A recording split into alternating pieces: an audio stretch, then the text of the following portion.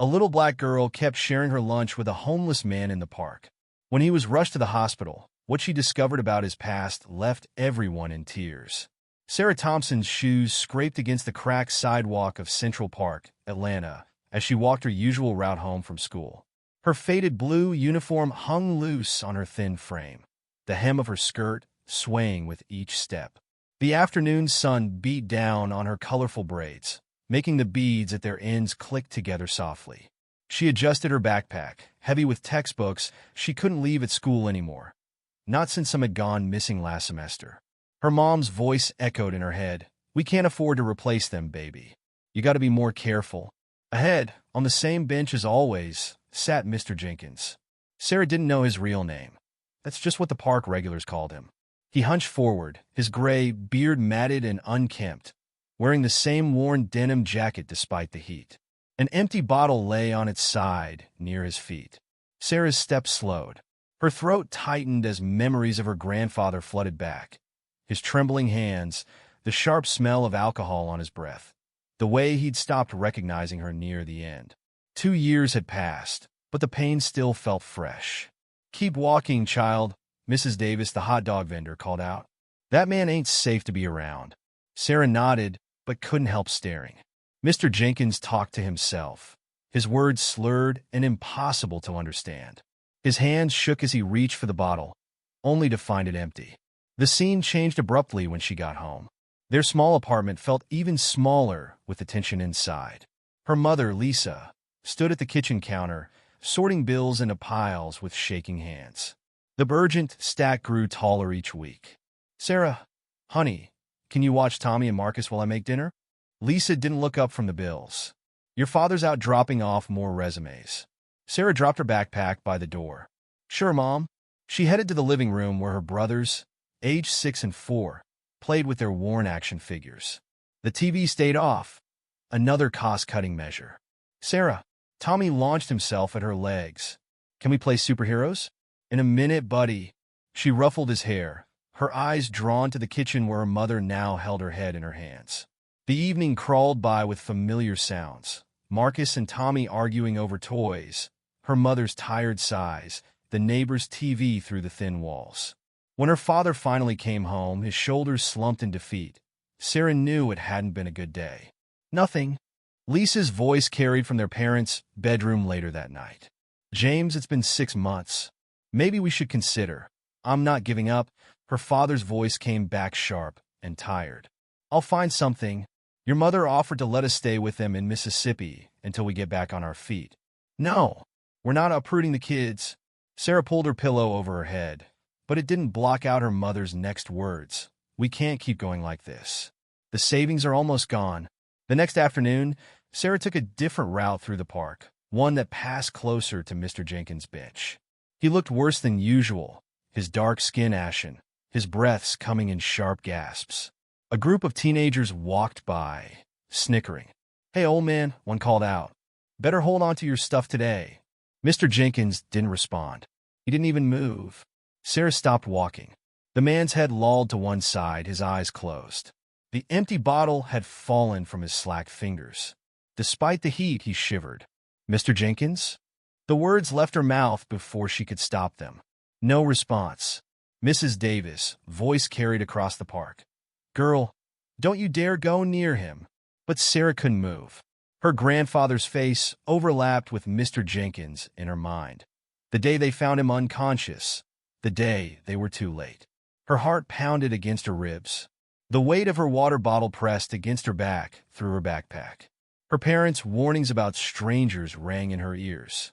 The emergency money for the bus fare home felt heavy in her pocket. Mr. Jenkins made a sound. Not quite a word, more like a whimper. His cracked lips moved soundlessly. Sarah's hand trembled as she reached for her backpack. The choice stretched before her like a chasm. Walk away like everyone else, or step forward and become part of his story. She took a step closer to the bench. The decision would change everything. Sarah's shoes crunched on the gravel as she approached Mr. Jenkins' bench. Her water bottle felt like lead in her hands. 5 feet away, she caught the sour smell of unwashed clothes and stale alcohol. "Mr. Jenkins?" Her voice came out as a whisper. Then louder, "Sir, are you okay?" His eyes fluttered open, bloodshot and unfocused. "Wah!" He tried to sit up straighter and winced. "Here." Sarah thrust the water bottle forward, her arms shaking. "You need to drink something." Mr. Jenkins stared at the bottle, then at her, confusion creasing his weathered face. "Girl, why you? Please drink it." She set the bottle on the bench beside him, careful to keep her distance. "It's too hot to sit here without water." His hands trembled as he reached for the bottle. The cap gave him trouble, his fingers wouldn't grip right. Sarah stepped forward, stopped, then moved closer and opened it for him. "Thank you," he mumbled, then drank deeply. Water dribbled down his beard. Mrs. Davis appeared suddenly, her food cart abandoned. "Sarah Thompson, you get away from there right now." Mr. Jenkins lowered the bottle, shrinking into himself. Sarah stood her ground. "He was sick, Mrs. Davis. He needed water. Your mama knows you're talking to strange men in the park." Mrs. Davis planted her hands on her hips. "Because I don't think she'd approve." Sarah's stomach nodded. "Please don't tell her." "Girl, I'll leave now," Sarah said quickly. To Mr. Jenkins, she added, "Keep the bottle." She hurried away, her heart pounding. Behind her, she heard Mrs. Davis lecturing Mr. Jenkins about staying away from children. That night, Sarah couldn't focus on her homework. The image of Mr. Jenkins drinking her water, like a man dying of thirst, kept floating in her mind. She picked at her dinner, earning concerned looks from her mother. "You feeling okay, baby?" Lisa pressed a hand to Sarah's forehead. "Just tired." Sarah pushed her peas around her plate. "Mom, how much does lunch money cost now?" "Why?" Lisa's eyes narrowed. "Someone at school giving you trouble about the packed lunches?" "No, just wondering." Her father looked up from his own plate.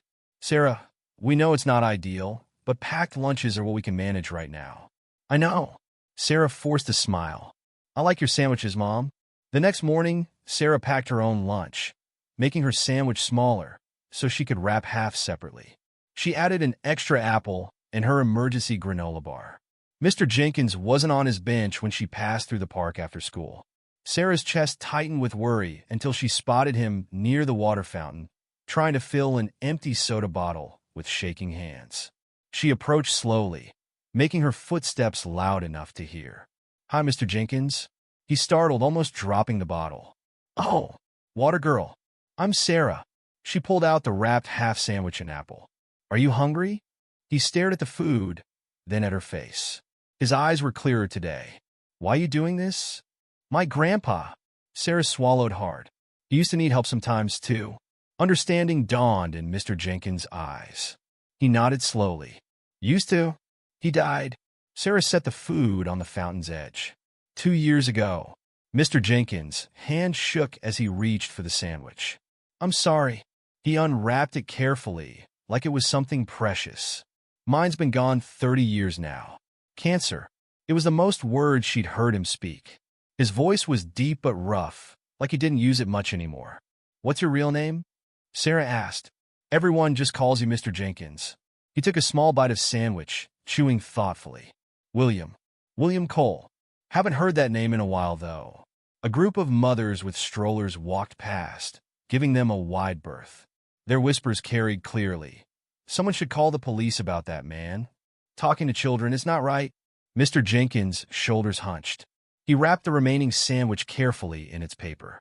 "You should go, girl. Don't need trouble. But go on now." His voice was firm but gentle. "Thank you for the food." Sarah walked away, aware of the mothers watching her. She heard one pull out her phone, probably to call the park security. Her steps quickened. The routine developed despite her best efforts to stay away. Every day, she'd pack extra food. Every day, she'd find Mr. Jenkins, William, and share it. Sometimes he'd talk, telling her fragments of stories about his childhood in Georgia. Other times he'd just nod in thanks, too shaky or sick to speak. She learned to recognize the signs. When his hands trembled too badly to hold food, when his eyes couldn't focus, when the smell of alcohol was strongest. On those days, she'd leave the food and water where he could reach it easily and stay back, just watching until she knew he'd eat. The other park regulars got used to seeing them together. Mrs. Davis stopped calling out warnings, though she still watched closely. The mothers with strollers found new walking routes. The teenagers who'd been hassling Mr. Jenkins moved on to other targets. Then came the day everything changed. Sarah approached the bench with her usual food package and found Mr. Jenkins with his head in his hands, rocking slightly. "Are you okay?" She stepped closer, worried. "Get away." His voice was different, harsh, slurred. "Just get away." "I brought." He looked up, and Sarah stumbled backward. His eyes were wild, unfocused. "I said, get away." He swung his arm out, knocking the food from her hands. Sarah ran. Behind her, she heard him shouting incoherently, then the sound of glass breaking. Tears blurred her vision as she sprinted all the way home. That night, she lay in bed listening to her parents discuss their dwindling savings. Her father had another failed interview. Her mother mentioned Mississippi again. Sarah pulled her blanket tighter around herself. In her mind, she saw Mr. Jenkins on his bench, alone. She remembered her grandfather in his final days, how he'd lashed out at family who tried to help, how they'd given up, one by one, until no one was left to notice when he stopped waking up. Her hands clenched in the blanket. Tomorrow, she decided. She'd try again tomorrow. Because sometimes, she realized, help had to persist even when it wasn't wanted. Sometimes it had to endure being rejected, had to push past fear and hurt, had to believe in better days. Sometimes love looked like a half sandwich and a bottle of water, offered again and again until it finally broke through. The morning after Mr. Jenkins' outburst, Sarah stood in her kitchen, making 2 lunches. Her hands moved mechanically, bread, peanut butter, jelly. 1 whole sandwich for her, 1 half for him. An apple split between 2 bags. "You're up early," her mother said from the doorway, making Sarah jump. "Since when do you make your own lunch?" "Just trying to help." Sarah quickly zipped her backpack closed. Lisa walked over and hugged her from behind. "You're such a good girl. I'm sorry things are tough right now." Sarah leaned into her mother's embrace, guilt churning in her stomach. If her mom knew what she was really doing. At school, Jasmine Porter cornered her in the cafeteria. "I saw you yesterday. In the park." Sarah's sandwich stopped halfway to her mouth. "What? You were talking to that drunk man?" Jasmine wrinkled her nose. "My mom says he's dangerous. She called the police about him last week." "He's not dangerous." Sarah's voice came out sharper than intended. "He's just sick." "Whatever." Jasmine rolled her eyes. "Don't come crying when he hurts you." The words followed Sarah through her classes, mixing with memories of Mr. Jenkins' angry shouts. But when the final bell rang, her feet still carried her toward the park. She found him on his usual bench, head bowed. As she approached, she noticed he'd tried to clean himself up. His beard was trimmed unevenly, like he'd done it without a mirror. His jacket was buttoned wrong. "I'm sorry," he said before she could speak. His voice was rough with shame. "Yesterday, I wasn't myself." Sarah set the food beside him, keeping more distance than usual. "I know. You remind me of my daughter." The words seemed to surprise him as much as her. "Haven't seen her in years now." "Where is she?" "Chicago, last I heard. Better off without." He gestured at himself, then changed the subject. "You shouldn't keep bringing me food. Your family can't have much to spare." Sarah thought of the bills on their kitchen counter, the notices marked "Final Warning" in red. "I have enough." A commotion near the fountain drew their attention. 3 teenage boys, Sarah recognized them from the park, were laughing and pointing at something. Mr. Jenkins suddenly sat straighter. "My bag." The boys held a tattered backpack, dumping its contents onto the ground. Papers scattered in the wind. One boy grabbed something that glinted in the sun, a watch, maybe, or a chain. "Hey!" Sarah started forward, but Mr. Jenkins caught her arm. "Don't." His grip was gentle but firm. "They're not worth it. But your things are just things." He released her arm. "Lost everything that mattered long ago." The boys disappeared with whatever they'd found valuable, leaving the papers strewn across the grass. Sarah started picking them up despite Mr. Jenkins' protests. They were documents: a faded birth certificate, old pay stubs, a creased photograph of a younger Mr. Jenkins in a suit, standing next to a woman and a little girl. His family, Sarah realized. He'd been keeping proof of his old life in that bag. William Jenkins Cole, She read from the birth certificate. You really are Mr. Jenkins? He took the papers with trembling hands. William Jenkins Cole III, actually. Not that it matters now. A shadow fell across them. Sarah looked up to find Mrs. Davis standing there, arms crossed. Girl, I've held my tongue long enough. The hot dog vendor's voice was steel. This has got to stop. I'm calling your parents. Sarah's heart stopped. Please don't. I've got their number from when you used to buy hot dogs. They need to know their daughter's spending time with. A drunk? Mr. Jenkins finished for her. A bum? Go ahead, call them. The girl's better off not getting mixed up with someone like me anyway. No. Sarah stood between them. Mrs. Davis, please. He's not hurting anyone. Honey, I know you mean well, but remember my grandpa? Sarah's voice cracked. Remember how everyone in the neighborhood just watched him drink himself to death? How nobody tried to help? Mrs. Davis flinched. She'd been their neighbor then, had brought casseroles after the funeral. I can't just walk by, Sarah continued. I can't pretend I don't see someone needs help. Please don't make me. The vendor's face softened slightly. Your parents still need to know. Give me time. Sarah grabbed Mrs. Davis's hand. Please, let me tell them myself. Mrs. Davis looked between Sarah and Mr. Jenkins, who sat silently clutching his recovered papers. Finally, she sighed. 1 week. You've got 1 week to tell them, or I will. Sarah nodded, relief flooding her system. As Mrs. Davis walked away, Mr. Jenkins spoke quietly. She's right, you know. Your parents should know. They'll make me stop coming. Maybe that's for the best. He carefully tucked the papers into his jacket. I'm no good for anyone, Sarah. Look what happened yesterday.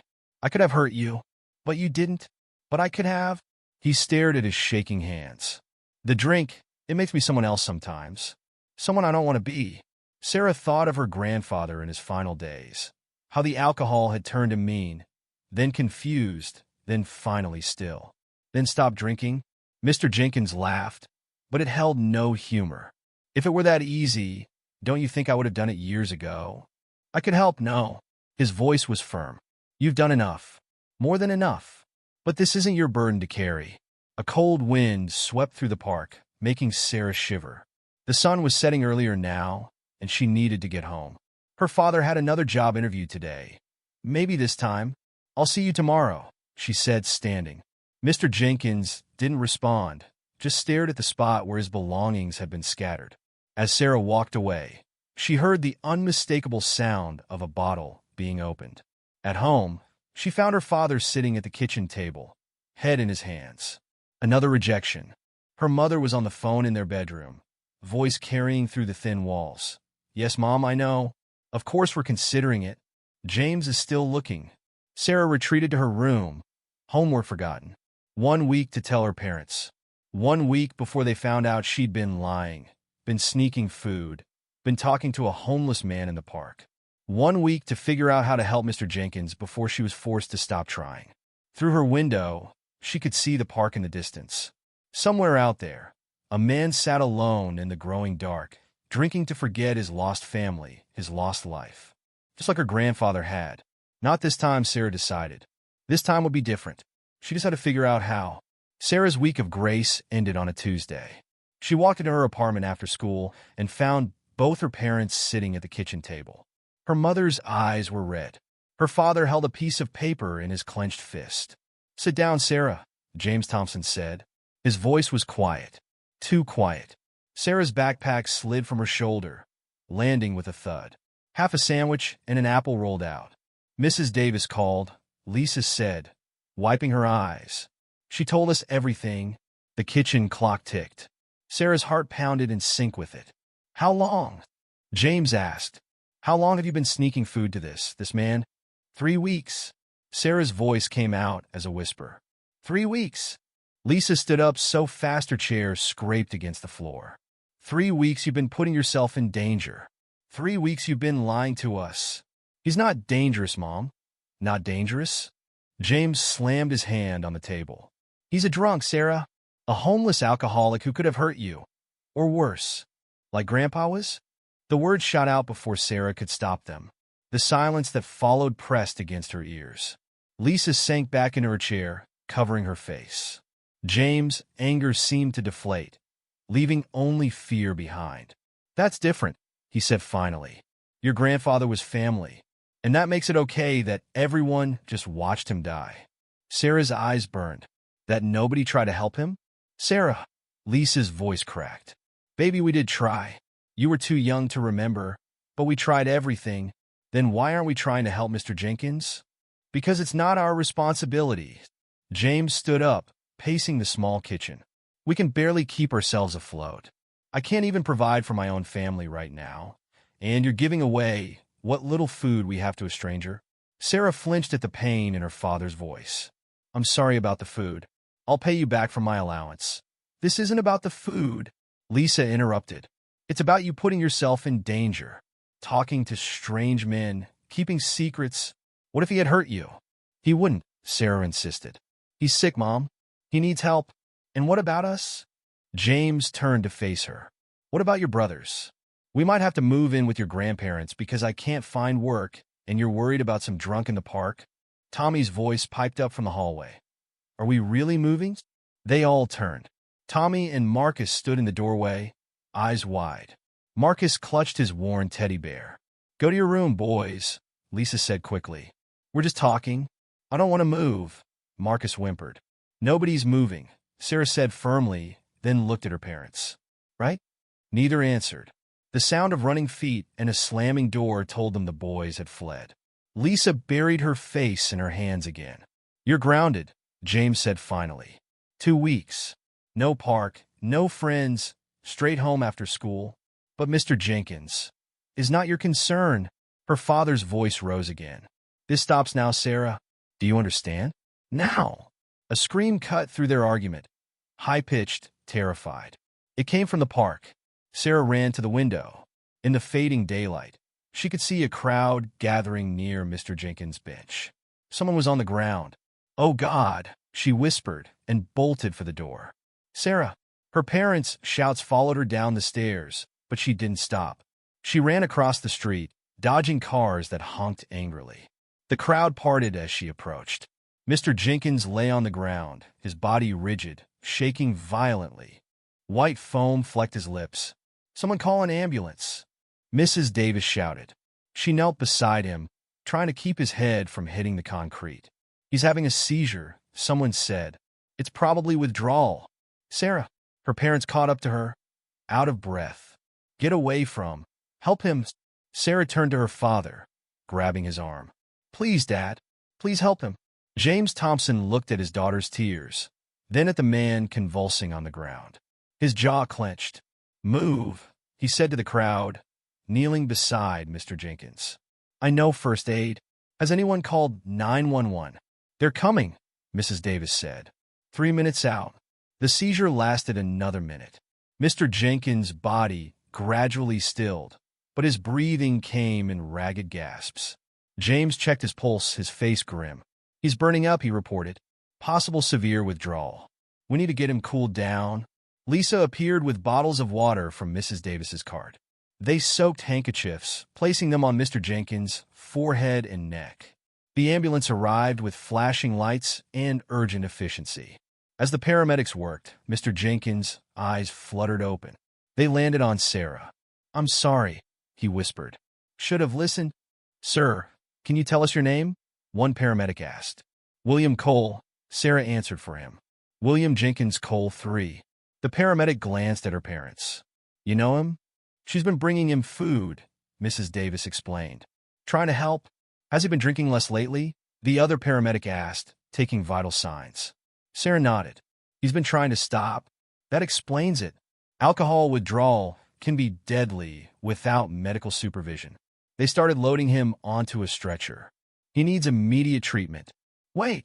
Sarah dug into her pocket, pulling out crumpled bills, her save allowance. Can I come? Please. Absolutely not. Lisa started, but James touched her arm. We'll all go, he said quietly, just to make sure he's okay. In the back of her father's car, following the ambulance, Sarah heard her mother whisper, James, we can't afford. I know. He gripped the steering wheel tighter. But sometimes you help anyway. At the hospital, they sat in hard plastic chairs while doctors assessed Mr. Jenkins. Sarah watched her father pace, checking his phone periodically, probably calculating bills they couldn't pay, job applications that hadn't responded. A doctor emerged after what felt like hours. Mr. Cole is stable, but critical. His body is in severe withdrawal. Without treatment, he likely won't survive another episode like this. What kind of treatment? Sarah asked before her parents could stop her. The doctor looked at her strangely, then at her parents. Are you family? No, James answered. But we're involved. He needs medical detox, followed by rehabilitation. The doctor's face was grave. Without it, his next seizure could be fatal. Sarah thought of her grandfather. How quick the end had come once his body started giving up. She looked at her father, saw the same memory in his eye. The hospital room smelled of antiseptic and stale air. Mr. Jenkins lay in the bed, looking smaller somehow without his usual jacket, and dripped clear fluid into his arm. The steady beep of monitors filled the silence. Sarah sat in a chair by the window, her parents standing behind her. They'd been about to leave when Mr. Jenkins opened his eyes. Where? His voice rasped. Atlanta General, James answered. You had a seizure in the park? Mr. Jenkins blinked slowly, his gaze finding Sarah. You shouldn't be here, girl. The doctor says you need help, Sarah said, leaning forward. Real help, or? She couldn't finish. Or I'll die like your grandfather? The words hung in the air. Maybe that's what I deserve. Nobody deserves that, James said sharply. He stepped closer to the bed. My daughter's been sharing her lunch with you for weeks. Least you can do is try to stay alive. Mr. Jenkins turned his head away. You don't understand. Then help us understand, Lisa spoke up. She pulled up another chair. Why are you out there, Mr. Cole? What happened? The monitors beeped steadily. Outside, a cart wheeled past. Finally, Mr. Jenkins spoke. I used to be somebody. His voice was quiet but clear. Regional director at Turner Broadcasting. Corner office, company car, the whole thing. Married 20 years to my college sweetheart. Had a daughter, Mia. She'd be about your age now. He glanced at Sarah. What changed? James asked. I did. Mr. Jenkins, William, closed his eyes. Started with drinks after work. Networking, we called it. Then drinks at lunch. Then drinks in my office. Hidden in the bottom drawer. Sarah thought of the bottles hidden in her grandfather's garage. Her mother squeezed her shoulder. Lost a job first, William continued. Showed up drunk to a board meeting. Embarrassed myself, the company. They gave me a chance to get help. I didn't take it. He opened his eyes, staring at the ceiling. Marriage went next. Angela tried. God, she tried so hard. Got me into rehab twice. I walked out both times. Finally took Mia and left. I don't blame her. Have you tried to contact them? Lisa asked gently. Once. 5 years ago. Angela had remarried. Mia was calling another man Dad. His hands twisted in the sheets. I hung up before they could hear me. James pulled out his phone. What's Angela's maiden name? Parker. Angela Parker from Columbus. William's eyes narrowed. Why? Because your daughter deserves to know if her father lives or dies. James stepped into the hallway, already dialing. Sarah watched Mr. Jenkins' face crumple. I can't. Not like this. Not after everything. You can, Sarah interrupted. You have to. Why? The word came out angry. Why do you care so much? Because nobody cared enough to save my grandpa. The words burst out of her. Everyone just watched. Everyone just said it wasn't their problem. And then one day he was just gone. Tears ran down her cheeks. Lisa wrapped her arms around her daughter. I watched my daddy cry at the funeral, Sarah continued, wiping her eyes. He said he should have tried harder, should have done more. I don't want your Mia to feel that way. Please don't make her feel that way. The room fell silent except for the monitors. William stared at Sarah for a long moment, then looked at Lisa. How old was she? He asked quietly. When her grandfather died? 9, Lisa answered, holding Sarah tighter. Too young to understand, but old enough to remember. I'm 11, Sarah added. Old enough to understand now. Old enough to help. William's hand shook as he reached up to wipe his own eyes. Mia's 15 now. I've missed so much. James returned, his face serious. I found them. They're in Chicago. Angela answered. The monitors showed William's heart rate spike. What did she say? She's catching the next flight. She'll be here in 4 hours. James sat heavily in an empty chair. "She's been looking for you, Mr. Cole." "They both have." William turned his face to the wall, but not before they saw the tears. A nurse entered, checking the monitors. His blood pressure's elevated. "He needs rest." "No," William said suddenly. "Please stay. Tell me. Tell me about your father." He looked at James. "Help me understand what I'm doing to my little girl." James sank deeper into his chair. Sarah had never heard this story either. No one talked about Grandpa's last days. "Dad was a mechanic," James began slowly. "Best in Atlanta. Taught me everything I know about cars. Then Mom died, and he started drinking. Said it helped him sleep." Sarah listened as her father described the slow descent. Missed work, bounced checks, empty bottles piling up. How he tried to reason, to plead, to demand. How nothing worked. "The last time I saw him alive," James' voice cracked. "He didn't recognize me. Called me by my father's name. I was so angry, I stormed out. Said I was done trying." He wiped his eyes roughly. "Found him 3 days later." "James," Lisa whispered, reaching for his hand. "The worst part," James continued, "I got a call 2 days after the funeral. A job offer, good money, benefits, everything we needed to help him. But it was too late." William's monitors beeped faster. "I'm sorry," he whispered. "God, I'm so sorry." "Don't be sorry," James said firmly. "Be better. For your daughter. For yourself." The nurse returned. "I really must insist. 1 more minute," William pleaded. He turned to Sarah. "You've got your grandfather's heart, girl. And your father's strength. Thank you for not giving up on me." "The doctor said there are programs," Sarah said quickly, before the nurse could usher them out. "Places that can help, even without money." "I know." William's voice was tired but steady. "When Angela gets here, I'll listen this time. I promise." In the hallway, Sarah heard her father on the phone again. "Yes, there's a county rehabilitation center." "No, Mrs. Cole, please don't worry about the hospital bill. Because sometimes you help anyway." Sarah felt her mother's arms around her again. "You did good, baby," Lisa whispered. "You did real good. Are we really moving to Mississippi?" Sarah asked quietly. Lisa and James exchanged looks. "Let's talk about that at home," James said. "Right now, we need to give Mr. Cole and his family some space to heal." As they walked to the car, Sarah saw her father check his phone again. Probably looking at more bills they couldn't pay, more jobs that wouldn't call back. But his shoulders seemed straighter somehow, like maybe helping someone else had helped him too. "Dad," she said as they reached the car, "I'm sorry I didn't tell you about Mr. Cole sooner. I was scared you'd make me stop." James knelt down to her level. "I'm sorry too, baby. Sorry you felt you had to carry this alone. Just like your grandpa." He took a deep breath. "Sometimes the right thing isn't the easy thing. You taught me that today." They drove home in silence, each lost in thought. Sarah watched the hospital disappear in the rearview mirror, thinking about Angela Cole flying across the country for a chance to save her husband. About Mia, who might get her father back. About how sometimes the biggest changes start with the smallest acts of kindness, like sharing a sandwich, or making a phone call, or simply refusing to walk away. He doesn't have insurance," Mrs. Davis said from behind them. Sarah hadn't even noticed her follow them to the hospital. "Or money." "There are programs," the doctor began, but Sarah interrupted. "He used to be an executive." She pulled the creased photo from her pocket. She'd picked it up after the teenagers scattered Mr. Jenkins' belongings. "He had a family, a job. Maybe they could help." The doctor took the photo, studying it. "We could try to locate them.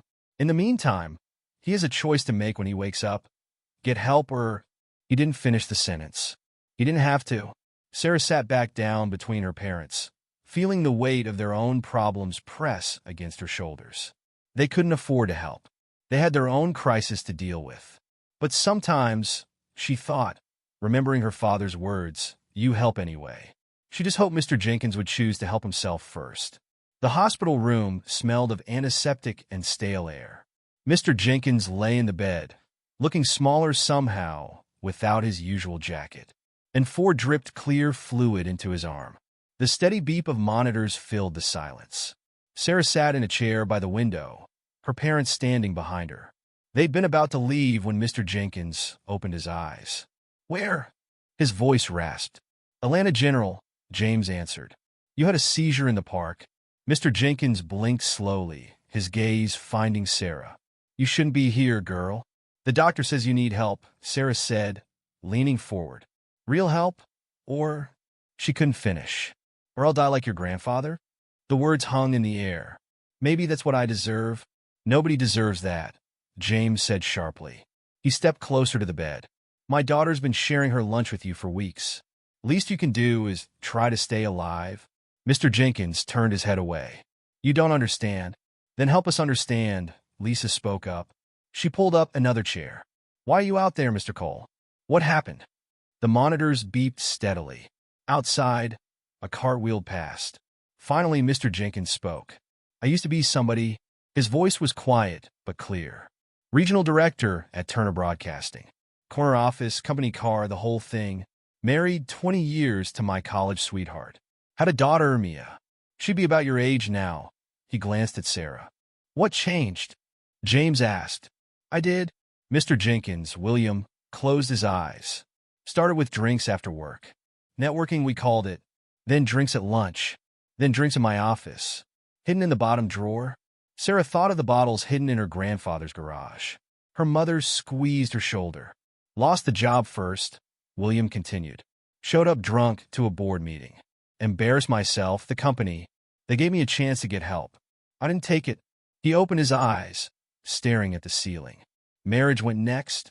Angela tried. God, she tried so hard. Got me into rehab twice. I walked out both times. Finally took Mia and left. I don't blame her. Have you tried to contact them? Lisa asked gently. Once. 5 years ago. Angela had remarried. Mia was calling another man Dad. His hands twisted in the sheets. I hung up before they could hear me. James pulled out his phone. What's Angela's maiden name? Parker. Angela Parker, from Columbus. William's eyes narrowed. Why? Because your daughter deserves to know if her father lives or dies.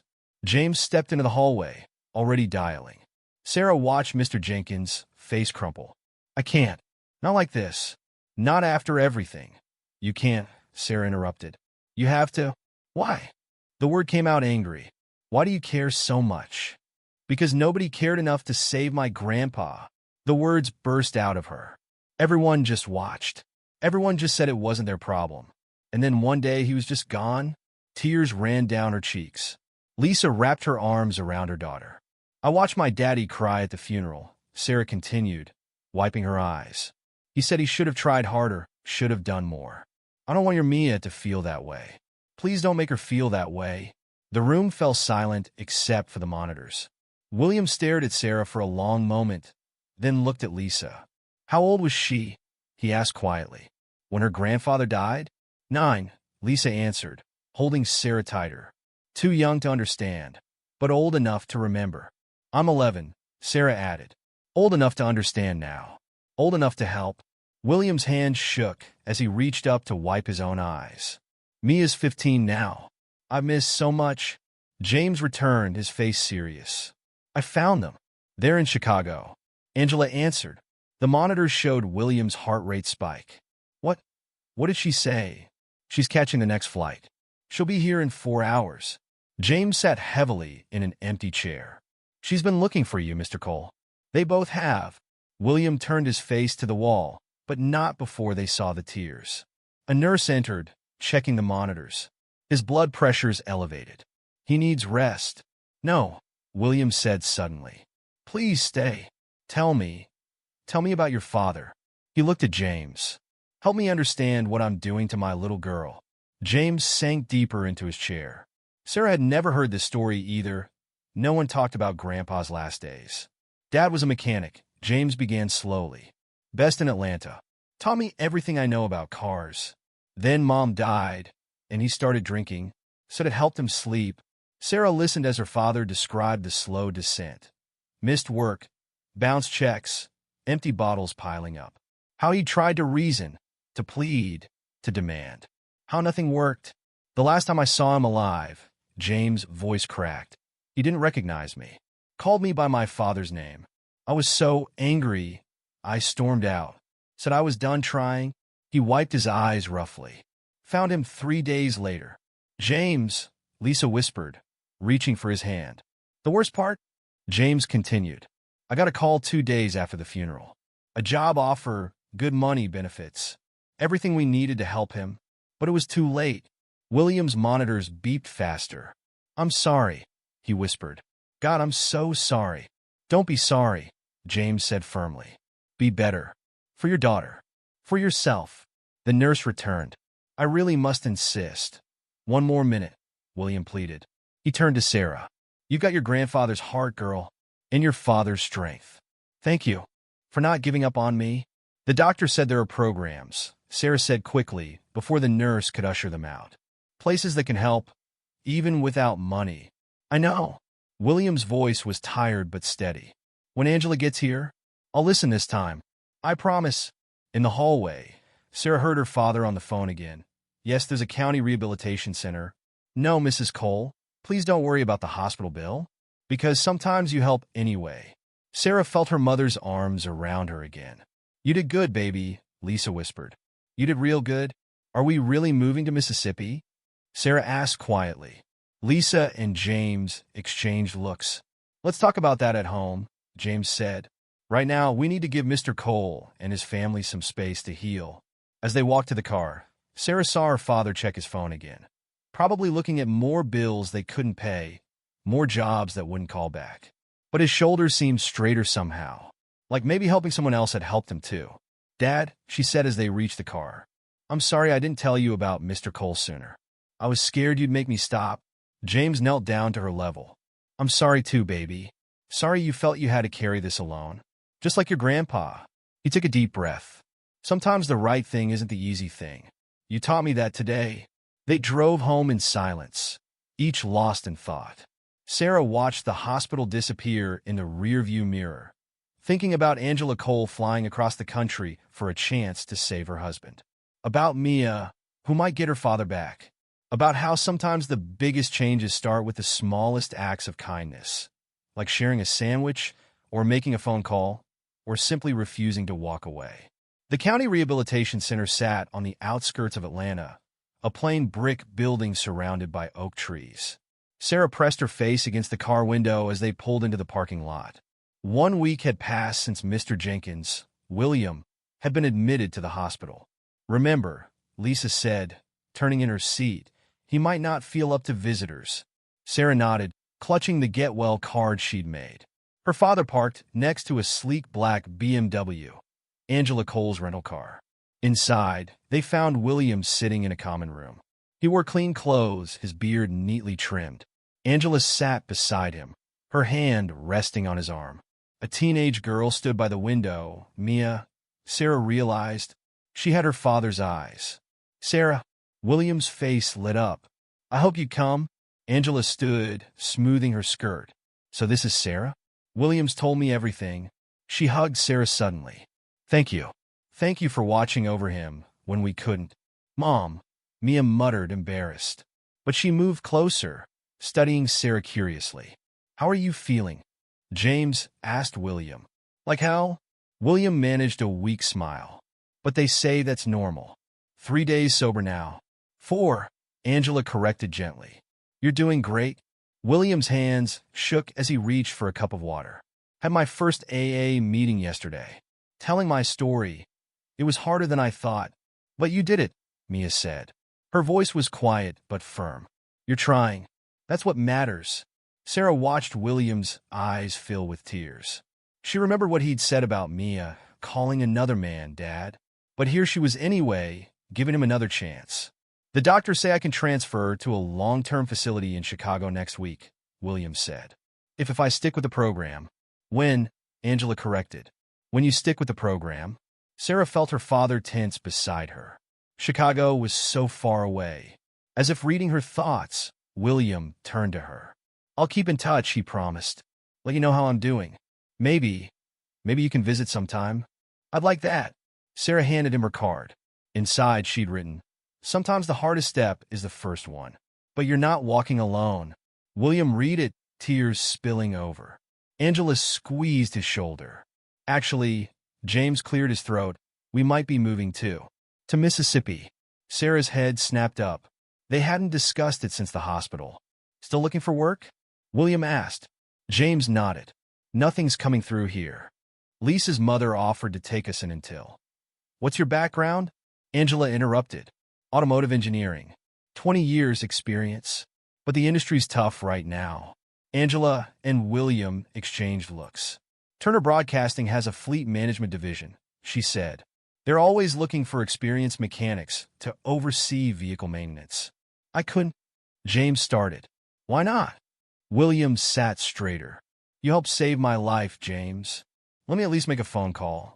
I still know people there. A lot of people, Angela added, including the current fleet manager, who's retiring next month. James stared at them. That's too much. No, William said firmly. It's not enough. Your daughter taught me that sometimes you help anyway. Let me help. Lisa grabbed James' hand. Sarah held her breath. I'll need references, James said finally. And my certifications are all current. Angela was already pulling out her phone. I'll set up a meeting for tomorrow. Informal, just coffee. No pressure. Mia moved to the couch, sitting beside her father. Does this mean you're really coming home? She asked quietly. One day at a time, William replied, using words Sarah recognized from her grandfather's AA books. But I'm trying, baby. I'm really trying. A nurse appeared in the doorway. Time for group therapy, Mr. Cole. William stood, steadier than he'd been in the hospital. Sarah? Walk with me? Sarah looked at her parents, who nodded. She followed William down the hallway, Mia trailing behind them. It's not easy, William said softly. The cravings, they're bad. Sometimes I think I can't do this. But you are doing it, Sarah replied. 4 days now. 4 days. He managed a small laugh. Longest I've been sober in years. Keep thinking about your grandfather. About choices.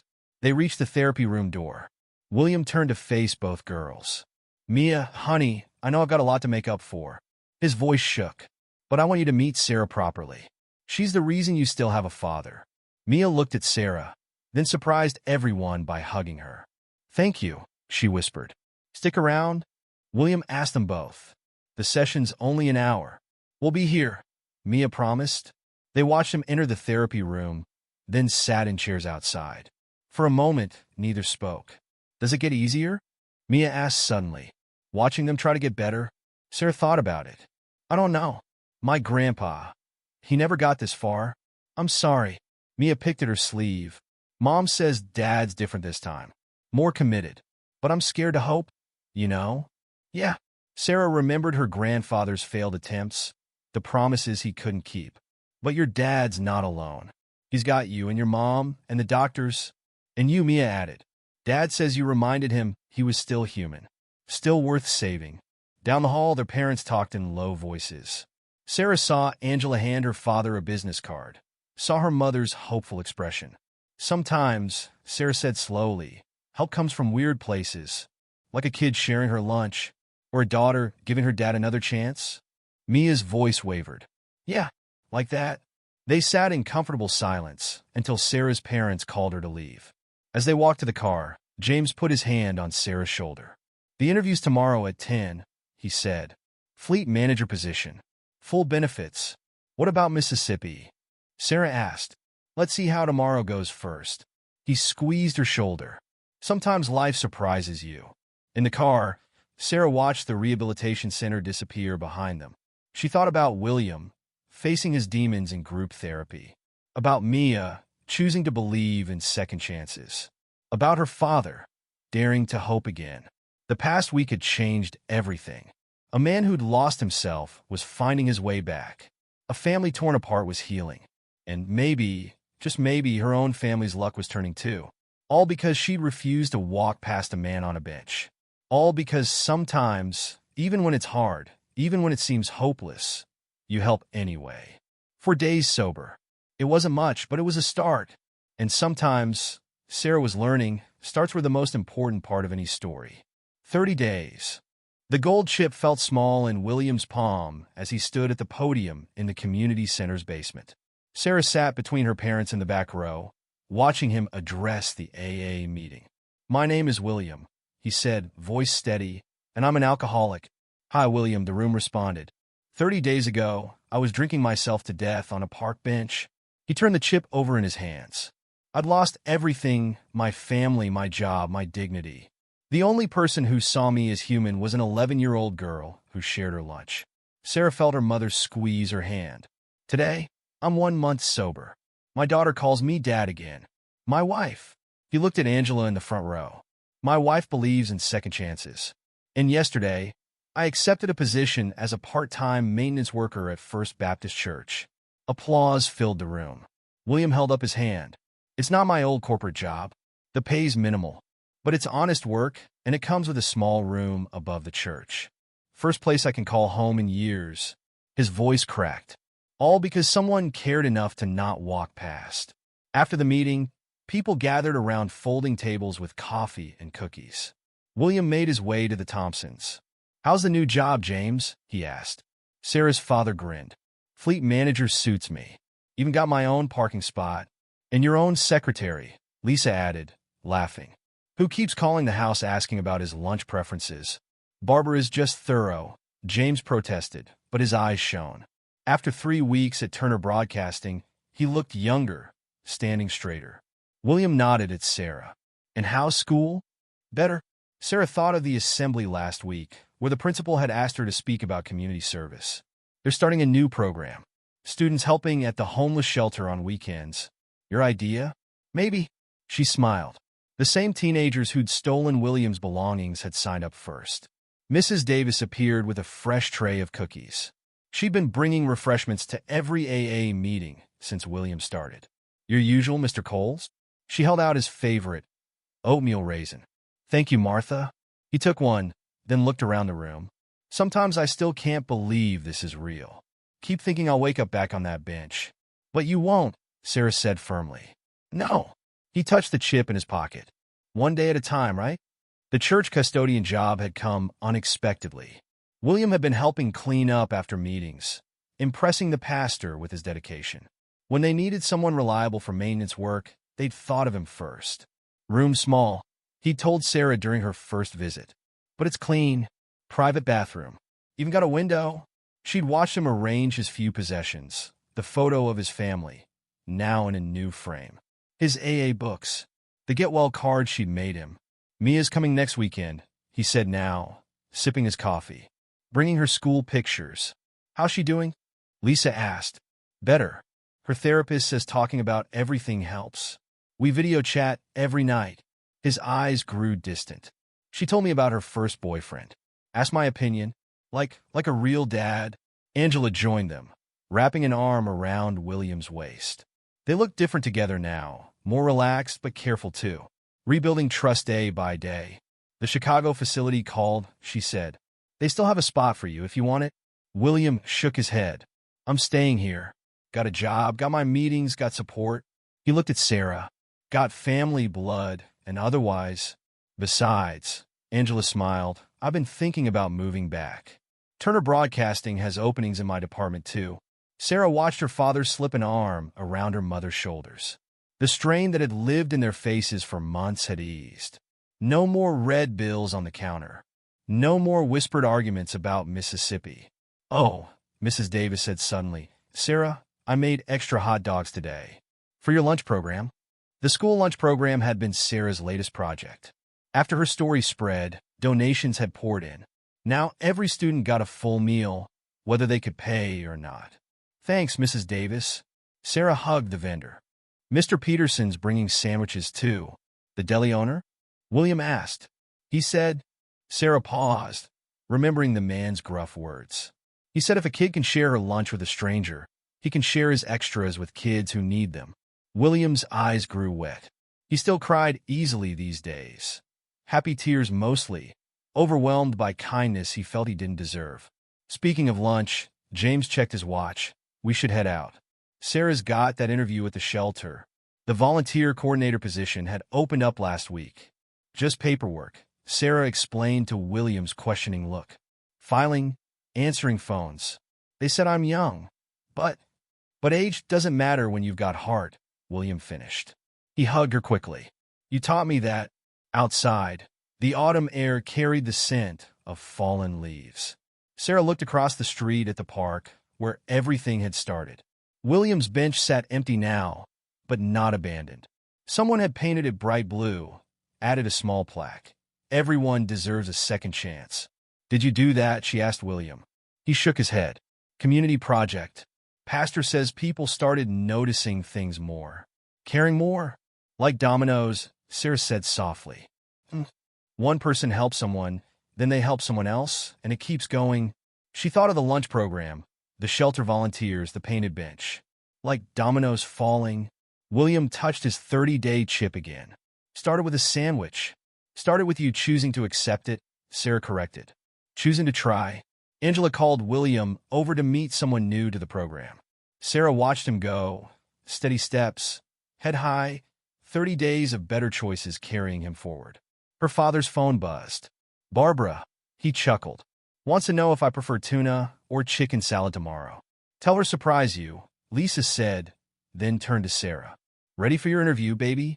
Sarah looked around the community center one last time. At William sharing his strength with a newcomer. At Mrs. Davis arranging food with careful attention. At the blue bench visible through the window, offering rest and hope to anyone who needed it. Yeah, she said. I'm ready. Sometimes the smallest choices made the biggest changes. Sometimes help came from unexpected places. And sometimes, if you were lucky, those changes rippled outward, touching lives you'd never even knew you'd reach. Like dominoes falling, one good deed at a time. James Thompson adjusted his tie one last time before entering Turner Broadcasting's main building. 3 months had passed since his initial interview as fleet manager, but today was different. Today he was recommending someone for a position. Good morning, Mr. Thompson, Barbara called from her desk. Coffee's ready, and Mr. Cole's personnel file is on your desk. Thanks, Barbara. He paused. Any messages? Just one. Your wife called. She's picking up Sarah from the shelter at 6 instead of 5. Something about a new family checking in? James nodded, thinking of how naturally Sarah had taken to her volunteer work. 3 weeks into her coordinator position, she already knew every resident by name. In his office, he opened William Cole's old personnel file. 15 years of corporate history lay inside. Performance reviews, promotions, awards. Then the disciplinary notices began, leading to that final board meeting. A knock on his door interrupted his reading. Come in. William entered, wearing a pressed suit that Angela had helped him choose. 90 days sober had transformed him. Clear eyes, steady hands, dignity restored. Nervous? James asked. Terrified, William managed a weak smile. Never thought I'd walk through these doors again. Well, let's head up. HR's expecting us. The elevator ride to the executive floor felt longer than usual. William stared at his reflection in the polished doors. What if they remember? He whispered. That last day. They'll remember the William Cole who gave 15 years of excellent service, James said firmly. The rest is history. The HR director, Patricia Chun, greeted them warmly. William, it's been a while. Ms. Chun. William's voice shook slightly. Thank you for seeing me. Please sit. She gestured to the chairs. James has been quite insistent about meeting with you. Says you're ready to return to work. Not to my old position, William said quickly. I know that's not possible, but anywhere I can be useful. Patricia opened a folder. I have your recovery documentation. 90 days sober, excellent progress reports, steady part-time work at First Baptist. She looked up. Impressive commitment. He's been helping me restructure the fleet maintenance schedules, James added. His organizational skills are still sharp. And your family? Patricia asked. Angela mentioned you're reconciling? William's face softened. Yes. Mia's visiting every other weekend now. Angela's looking at houses in the area. That's what I wanted to hear. Patricia closed the folder. We have an opening in operations support. Entry-level management. Focusing on logistics coordination. The pay's not what you used to make. I'm not who I used to be, William interrupted gently. And that's a good thing. Patricia smiled. The position's yours if you want it. 3-month probation period, mandatory counseling continuation, random screening, all reasonable conditions. William sat straighter. When do I start? Monday. She held out her hand. Welcome back, William. In the elevator heading down, William leaned against the wall. I can't believe that just happened. Believe it. James checked his watch. Want to grab lunch? Sarah's meeting us at the deli. They found Sarah already at their usual table, homework spread out beside her sandwich. Mr. Peterson waved from behind the counter. Well, Sarah demanded as they sat down. You're looking at Turner Broadcasting's newest operations support manager, William announced. Sarah launched herself at him, hugging him tight. I knew it. Did you tell Mia yet? Called her right after the interview. She screamed so loud Angela thought something was wrong. Mr. Peterson brought over their usual orders, plus an extra pickle spear for Sarah. This calls for celebration. Desserts on the house today. Thanks, Pete. William unwrapped his sandwich. Never thought I'd be having lunch breaks again. Regular meals at regular times. Regular paychecks, James added meaningfully. Regular life, Sarah finished. Like Domino's, remember? William touched his 90-day sobriety chip, which he still carried everywhere. Speaking of Domino's, how's the shelter program going? Sarah's face lit up. We got 3 more families placed in permanent housing this week. And remember that teenager I told you about? The one who reminded me of Mia? She's starting college classes next month. Full scholarship, James added proudly. Sarah helped her with the applications. Just showed her where to look. Sarah took a bite of pickle. Like someone showed me where to look when I needed help. William understood her meaning. How's the lunch program? Expanding to 2 more schools next month. Mrs. Davis is coordinating with other vendors now. Even got a grant from some corporate foundation. Turner Broadcasting Foundation, James said casually. Someone put in a good word. Sarah's eyes widened. Really? Patricia Chun sits on the board, William explained. I might have mentioned your project during the interview. More dominoes, Sarah grinned. After lunch, they walked through the park. The blue bench gleamed in the sunlight, its plaque now accompanied by a small garden. Local businesses had adopted different park sections, keeping them clean and welcoming. Angela found a house she likes, William said as they walked. 3 bedrooms, nice yard. 10 minutes from here. You're really staying? Sarah asked. Got a job, got my family back, got my support system. He gestured around them. Got my second chance. Be crazy to leave now. James' phone buzzed Barbara again, reminding him about afternoon meetings. Back to work. Need a ride to the shelter, Sarah? No, Mom's getting me. She hugged them both. Dinner Sunday? Wouldn't miss it, William promised. Mia's coming down. Wants to hear all about the shelter program. They watched Sarah gather her books, waving as she headed to her afternoon classes. She walked with purpose now, James noticed. Confidence. You raised a good one there, William said softly. She raised herself in some ways. James straightened his tie again. Taught us all a thing or two. About second chances? About seeing people. Really seeing them. James checked his phone again. Ready to head back? Got some fleet schedules to review. William took one last look at the blue bench, at the garden blooming around it, at the park that had been his lowest point, now transformed into something beautiful. Yeah, he said. Ready? Sometimes, he thought as they walked back to the office, help came disguised as a simple sandwich. Sometimes rock bottom had a blue bench waiting at the end. And sometimes, if you were lucky, you got a chance to rebuild not just yourself, but everything around you. One step at a time, one day at a time, one domino at a time. 6 months sober. The silver chip caught the morning light as William Cole stood on the steps of First Baptist Church, watching the moving truck pull up to his new house. Not the corner office mansion he'd owned before, but a modest 3-bedroom with a small yard. A home. Dad. Mia's voice carried across the lawn. Where do you want these boxes? Living room's fine, honey. He pocketed the chip, still amazed at how natural it felt to hear her call him Dad again. Angela directed the movers with practiced efficiency. Her engagement ring, a simple band they'd chosen together last week, glinting on her finger. Second chances came in many forms. Sarah sat on the front steps, sorting through a box of books. She'd insisted on helping with the move, showing up early with her parents and a box of donuts. Found your old awards, she called out, holding up a plaque. Keep them coming, William replied. They'll look good in my new office. His position at Turner Broadcasting had become permanent last week. Not the executive level he'd once held, but solid work with good people. James had even mentioned a possible promotion coming up. Speaking of James, he emerged from the house, wiping sweat from his forehead. Fleet management had suited him perfectly. He'd reorganized the entire department, saving the company millions in maintenance costs. "Takes me back," James said, joining William on the steps. "Moving into our first house. Before everything. Before I lost my way," William finished. "Before your father. Before Sarah found you." They watched Sarah organize books by color, just like she organized files at the shelter. Her volunteer coordinator position had turned into a paid part-time job, working after school and weekends. "The shelter's getting a new wing," she told William, stacking another book. "Corporate funding came through. Turner Broadcasting Foundation again? And others.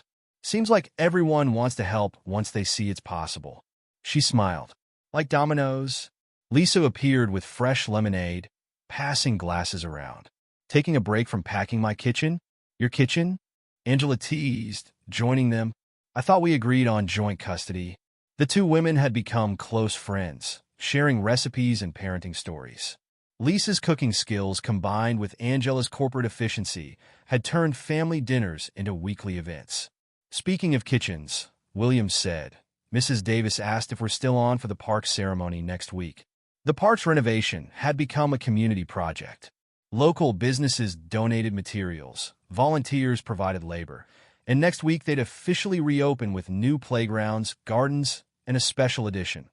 A small cafe run by Mrs. Davis, offering free meals to anyone in need. "The blue bench stays though, right?"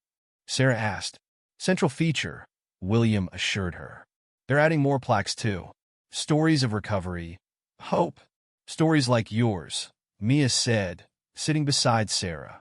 The girls had formed their own bond, despite their age difference. "Dad, can I read your speech before the ceremony? If you help me write it?" William still struggled with putting feelings into words. Hard to capture everything that's happened. A car horn honked from the street. Mr. Peterson's delivery van pulled up, loaded with sandwiches for the moving crew. "On the house," he called out, carrying boxes toward them. "Housewarming present." "Pete, you don't have to," William started. "Let me do this." The deli owner's eyes were serious. "6 months ago, you were—" He glanced at Mia, choosing his words carefully. "You were in a different place. Now look." They all looked. At the moving truck full of fresh starts, at the family pieced back together, at the community gathered to help. "Remember that first sandwich?" Sarah asked softly. "When you could barely hold the water bottle?" William touched his 6-month chip through his pocket. "Remember being scared to help me? Remember thinking we had to move to Mississippi?" James added, squeezing Lisa's hand. "Remember our first video call?" Mia's voice wavered slightly. "When you couldn't stop crying? Remember our first AA meeting together?" Angela moved closer to William. Memories flowed between them. Hard ones, healing ones, moments of fear and faith, and small victories adding up to massive change. The movers called out questions about furniture placement. Mr. Peterson started distributing sandwiches. The everyday chaos of a life rebuilt swirled around them. "Dad?" Mia touched William's arm. "You okay?" He realized he was crying again. Seemed to happen more these days. Happy tears spilling over at unexpected moments of grace. "Better than okay," he managed. "Just grateful." Sarah stood up, brushing dust from her jeans. "Want to see something?" She led them across the street to the park. The renovation was almost complete. Fresh paint, new benches, flowers blooming everywhere. But she headed for one specific spot. The blue bench stood as it always had, but different now. Transformed like everything else. The original plaque about second chances remained, but others had been added. Small metal squares sharing pieces of hope. 6 months sober today. Found housing after 3 years homeless. Community helped when we needed it most. A sandwich changed my life. And the newest one, installed just yesterday. Sometimes help comes from unexpected places. Sometimes love looks like a half sandwich and a bottle of water. Offered again and again until it finally breaks through. William traced the words with trembling fingers. "You did this?" "The whole community did," Sarah corrected. "Every story matters. Every piece of hope counts."